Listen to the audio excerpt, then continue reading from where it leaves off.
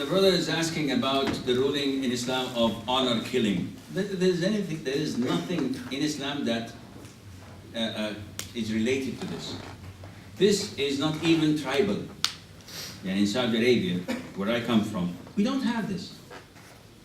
Of course, no one congratulates his daughter, MashaAllah, you had a relationship, MashaAllah, Habibti.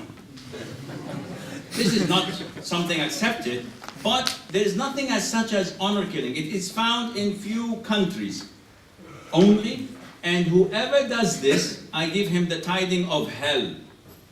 If you kill your daughter because she went out with her boyfriend, this is disgraceful, this is un-Islamic, this is sinful. By killing her, mashallah, you go to hell from the widest gates. So think twice. Who cares what the people say, as long as I'm going to hell? The hell with the people, with all due respect. I don't care about them talking about my honor. I care about whether I'm going to end up in paradise or in hell. So there is nothing related in Islam as honor killing. If someone kills your father, if someone kills your brother, if someone kills your loved one in front of you, Islam does not give you the permission to react and take or make justice with your own hand. If you do, you're in hell. If you do, I'm avenging my brother. He killed my father in front of me. I'm going to kill him. If you do, you go to hell. You have to report this, and law has to prevail. So there is, I read this sometimes, and I am saddened by those who do it. They're not related to Islam. And if you look into their families, you'll find that they are far, far away from practicing. So why attach it to Islam? This is unfair and unjust.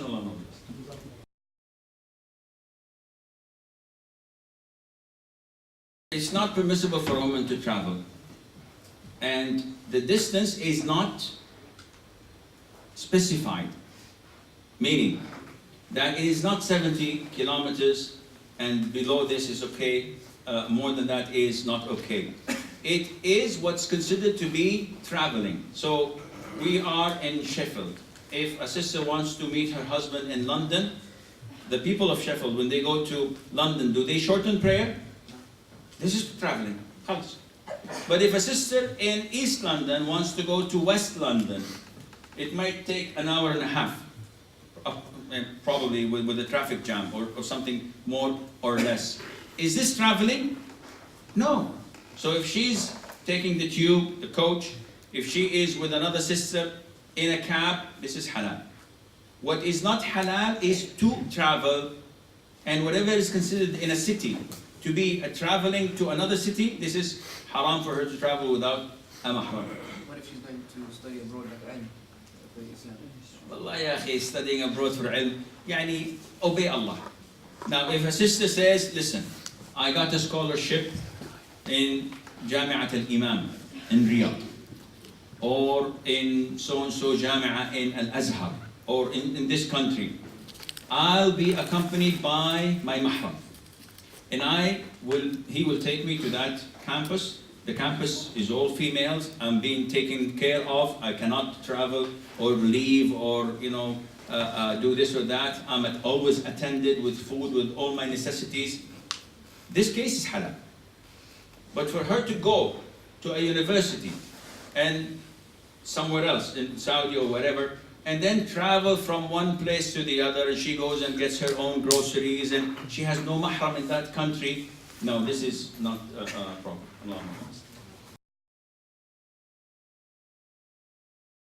As for the question of the foundation on the face, if this is among mahrams and other females, yes, it's completely permissible. You can wear full makeup in front of other women or in front of your mahram, brothers, father, not cousins, not brothers-in-law. Your brother-in-law is not your mahram. He's a complete stranger to you.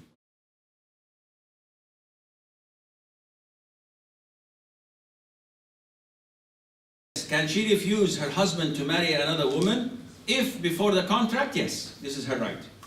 So if someone proposes to you and you say, okay, I'm willing, but I put it as a condition that you may not marry a second wife. And if you do, then I have the right to call it off. This is your right. But if you're already married and he wants to get married to another woman, you have no say in it. You can't influence it.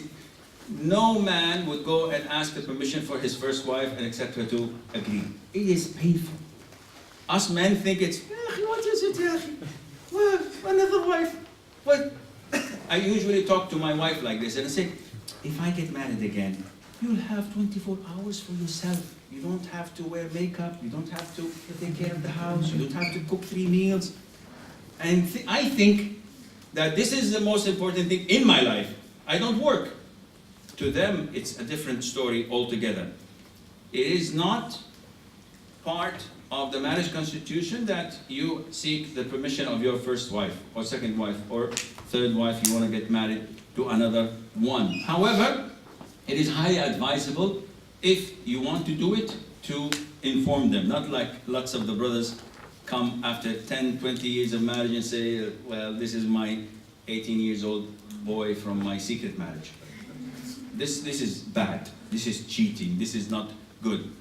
I would not say it's haram, but this is not how a wife and a man should have their communication together.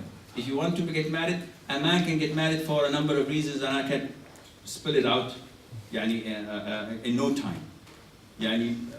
But it's his right. Allah gave him this right. Usually, no one does it for the sake of, mashallah, how many wives you have? I have 2. Mashallah, you're the man. It's not like this. It's not. I have 2 wives, alhamdulillah. My second wife I married 23 years ago.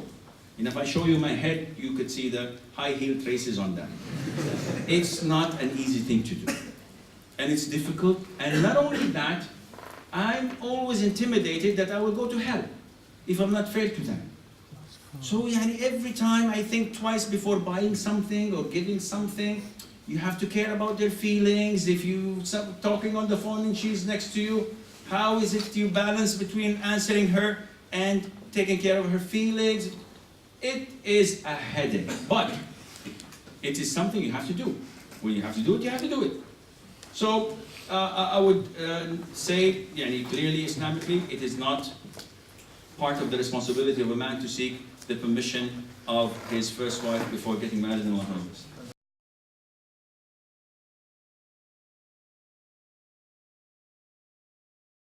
This is, I believe personally that men should be segregated from women, and they should have their own quarters. If you were to work with men, you can do this by either Skype or telephone or emails. Try to avoid contact, because contact is not permissible at all. I am not against females. What you call it, male chauvinism? I don't have this. With the grace of Allah, I have 2 wives. So I'm completely with the sisters. I have 13 girls, no boys. So I don't know how to treat boys. All around me I see is girls. I love my daughters. I have 4 of them married, alhamdulillah, 6 grandchildren. 4 of them are girls also. So I'm swimming in an ocean of oxygen. So don't you ever think that I have anything against my daughters or my wives. But by Allah, I care for them more than I care for myself. Not because they are my honor, because I love them, I cherish them, and I try to apply whatever is in the Quran and Sunnah to them, because I know this is the best for them. Allah Azza wa Jal knows best.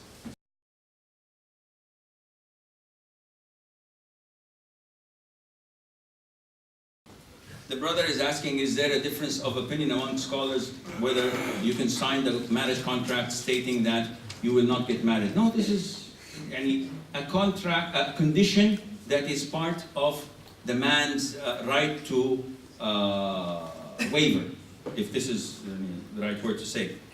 There are conditions that I can say I don't want. Likewise, the sisters have conditions. They may say we don't need.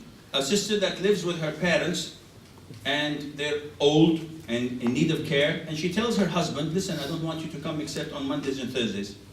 I'm living with my parents. And she wants this because if she moves to another house, she won't be able to take care of her parents, and the husband is happy and she's happy. This is okay. Once she says that you're not allowed to get married, this is up to her. But is it advisable? No, because after 5 years, when he wants to get married, and she says, this is the contract, what is the other alternative? Divorce. And who wants this? And Allah Azza wa Jal knows best.